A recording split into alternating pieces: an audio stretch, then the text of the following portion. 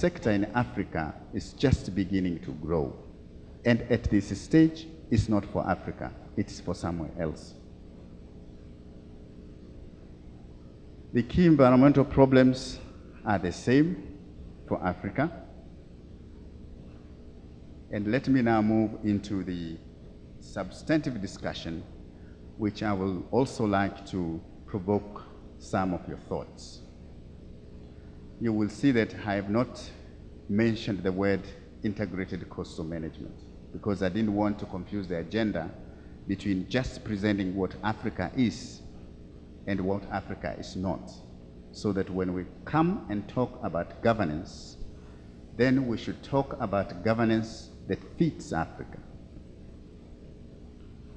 Without mentioning integrated coastal zone management, I actually see that in order for us to reverse the negative trends of environmental degradation in our coasts and in our seas, we need a very, very targeted effort of collaboration, participation, interaction, if you want to call it commotion, between at least the 3 blocks. Each of the 3 blocks has got its own responsibility. Government must have its very clear role of play in providing an environment for the stakeholders to feel comfortable. The scientists, whom I think most of us here are, we have a responsibility to be able to provide the needed information for informed decisions. And the stakeholders, they must comply and oblige. If those 3 things are not in place, I think the game we are playing is very dangerous. And we have played that game until today, and I cannot see it changing tomorrow. Maybe the day after tomorrow. Where do we start? I want to emphasize here that at the beginning of my presentation of the message, I said that international governance at the top down doesn't bring the effect or the desired change for conserving the marine and coastal environment. I'm propagating that societies must be allowed, and in some cases, and that's where you have a role to play, must be facilitated to set up their own visions on sustainable development. I want you to go back to the slide that I showed about disparities. Is it really possible for the people in Rhode Island to have the same vision for the conservation of the marine and coastal environment, the same vision as the people in Eastern Africa, that little village with grass-thatched houses? Is it fair? Are the scales right? Because that's what's happening at international level. We're setting up a global vision for which each one of us must play. And when in actual fact, each one of us is seeing a misfit. My needs are not the same as the needs of the people of Rhode Island. All what I want is to be able to have clothes on my body, food to survive, and a place where I can lay my head. You people in Rhode Island, you want 3 cars, you want television, you want everything else. Now translate that to that village in Tanzania. When are they going to have cars? And when are they going to have television? But we also have our own problems that we must address. I think the difficulty is in having that vision such that we balance between the societal needs and the ecosystem level conservation. Go back to what I said.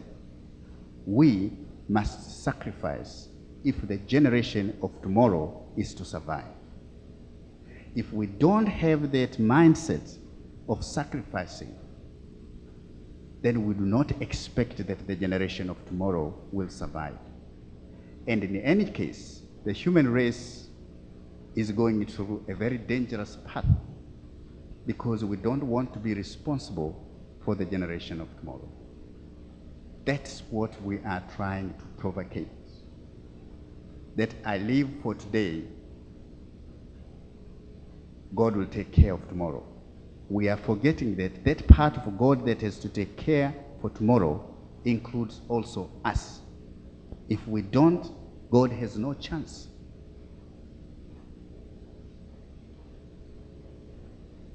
I end up by pointing out what I call as the coastal sustainable development credo. And I say that the coastal people must have a vision which seeks to unite them and their governments for the sustenance of coastal and marine resources, the environment and the livelihoods. That's the vision that we need to have.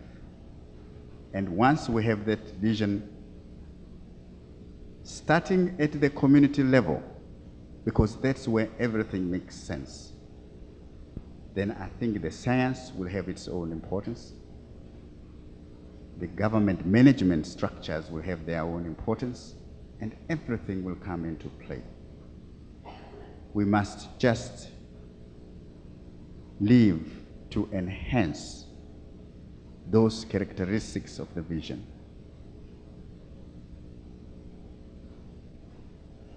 I think, in general terms,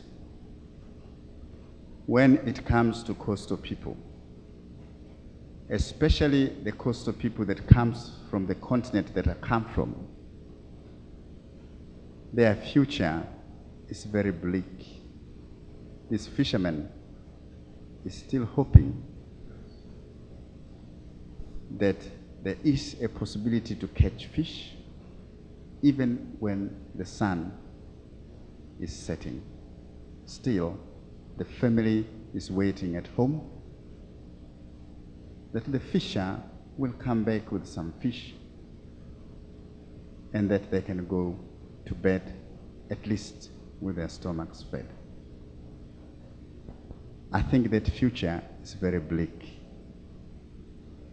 The only savior is the wisdom of the old man that sits on top of the mountain, taking the burden of the whole village, and looks into the horizon and says, please give me that vision so that the people in the village might be able to survive.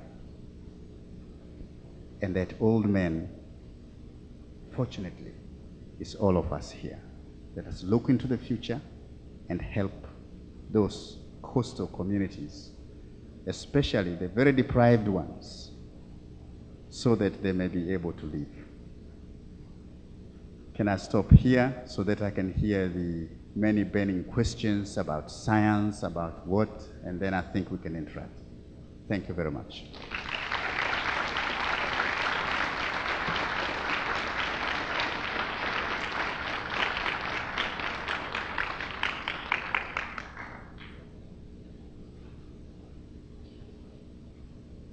I'm sure after such a provocative talk, there are questions in the audience, and we do have plenty of time for questions. So if you'd like to come forward to the microphone, Magnus, we need you back up here to please answer questions.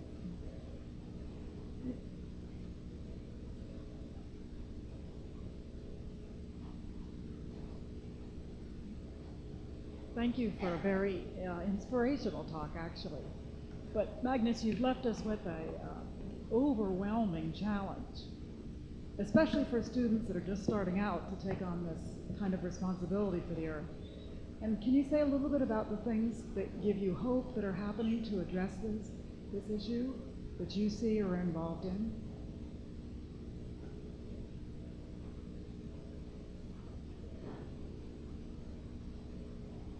Do I respond? Yes, yes. I think I gave that message to excite your interest, so that when you get into the plane in Boston, coming to Tanzania, you should know precisely what you are going there for. You can have different reasons for coming to Tanzania. But for some of you who are students, we welcome to Tanzania. We have a wonderful coastal management program that is making sense to the communities. In fact, we need your help, because some of us that are involved in the programs, we are saying in my tribe, we are at the 3 o'clock time of our lives. The youngsters in Tanzania need to link up with the youngsters from the States in order to advance this philosophy of integrated coastal management. And already now we have moved from national level planning, we are going to district level planning. And in fact, the district level planning means also engaging the students from the universities so that at least they can make that necessary translation. So there is actually a lot of room for all of you to come to Tanzania. And I'll be just so very happy to say that, in fact, because you spoke so much on that day, here I am, what can I do? And then I'll say, here's another youngster, go to a village X. Just help that mother to be able to make a sense out of seaweed farming, to be able to make a sense out of mariculture, to be able to make sense out of just enterprising, entrepreneuring, and so forth and so forth. So there is actually a lot of room. That message is specifically meant to say that we actually are living in a very different world from the world in Narragansett.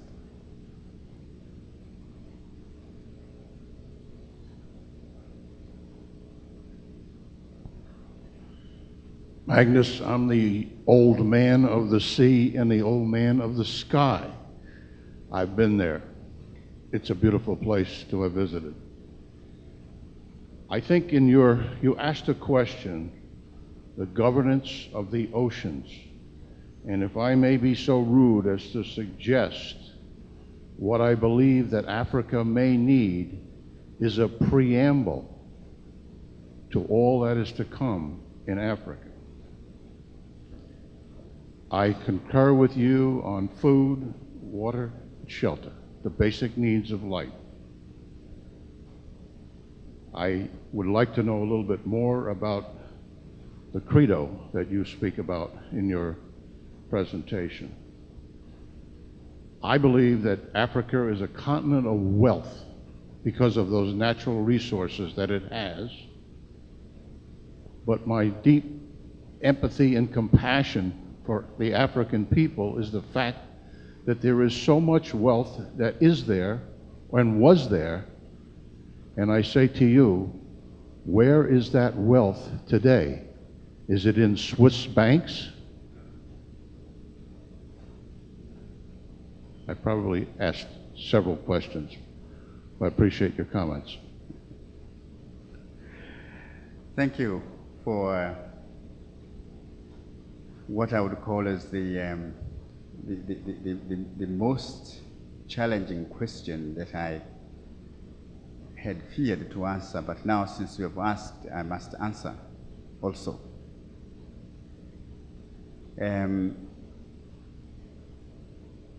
That wealth, part of it is already outside the continent of Africa. Part of it, it's not the whole of it. For us to be able to reclaim back that wealth is extremely difficult. All what we are asking in that credo is for a fair deal, for the wealth that is still remaining in Africa. And the fair deal, unfortunately, cannot be negotiated by the existing governance structures. It has to come down to the people. If I let go to Rhode Island, whatever I have in Africa, it's my own decision and I do it for my own cause, which I know. But if somebody else does it for some other reasons, then I think it is very unfair. So the wealth of Africa, yes, some of it has gone, most of it is still remaining. The fear is that under what we have called as globalization, and that's why I was talking about the divides, because the wealth does cross the boundaries of those divides, and to bring back is almost impossible. I don't know if I've answered your question right. Thank you.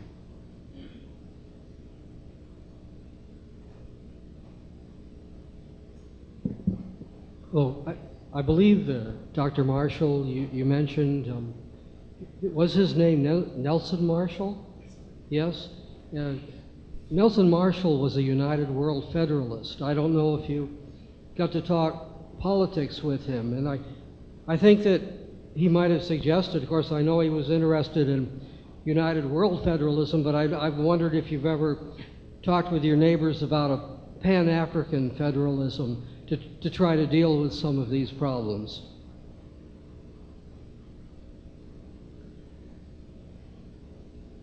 Thank you. I do understand some of the qualities of Professor Marshall. I was saying that he was the one that seeded the establishment of the Institute of Marine Sciences in Tanzania, and in fact, under the banner of the East African Community. So talking about federalism, yes, he was. I am saying that federalism is good. I'm only opposing to its origins. If the origin of federalism is globalization, then we who are in the position of being disadvantaged will be extremely disadvantaged. But if the origins of federalism is the roots of the people themselves growing up into the larger structures, then it is going to make sense to all of us. And in fact, we will all relate and link. There's a huge missing link between internationalism, international processes and negotiations. They end up at central government level in most of the developing countries. They never trickle down to those that actually the decisions were made for. They don't even know what's happening in Montreal today. If you went along the coast of Africa, Tanzania, and then asked the citizens, what's the global thing that's happening today? I dare say that 99.99% may not know that in fact something is being negotiated in Montreal that will affect them. I think that was my plea. I think I'm not against federalism, globalization, but just where does it come from? And that's what I'm seeking, beginning with you, to change. And then we have to take that message.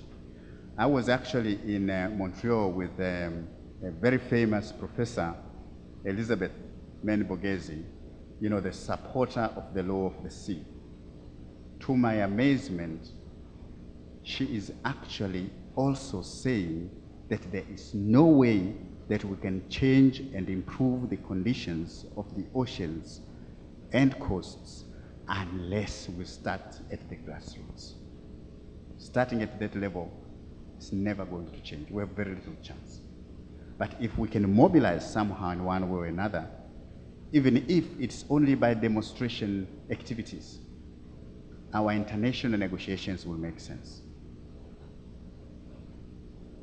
And then, of course, international negotiations without being informed by science is also a very dangerous game, because then you are just moving with politics. And you know what politics is for. I don't want to say.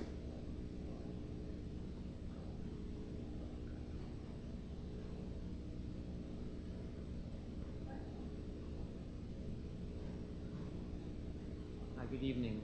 I also would like to thank you very much. It's a really wonderful presentation. Thank you very much for coming tonight. I'm also interested in sharing with you or asking your perspective a little bit on policy, since you have quite a policy role in Tanzania. And when I think of sustainability, and when I think of policy, and when I look toward the future, I guess one of the ways that I like to view the challenge is more from a perspective of looking for the right kinds of investments in the future, perhaps more so than viewing the problem or viewing the challenge as one of needing to sacrifice today. And as I follow up on this thought, I think it might apply both to those of us here in Rhode Island and those folks in Eastern and Western Africa, that none of us really like the concept of sacrificing today for those generations who may come tomorrow, no matter what part of the globe we're on. And yet I think all of us can perhaps think more positively about making investments in the future. And I think it's more than just a semantic sort of issue, perhaps. I'm not a politician at all, so I don't go for those, just the word changes only. But my feeling is that we can do more than just sustain what we have. And I think in developing countries, we want to do more than just sustain. We'd like to improve, and we'd like to enhance the quality of life and enhance opportunities. So bringing that back around to policy, in my view, suggests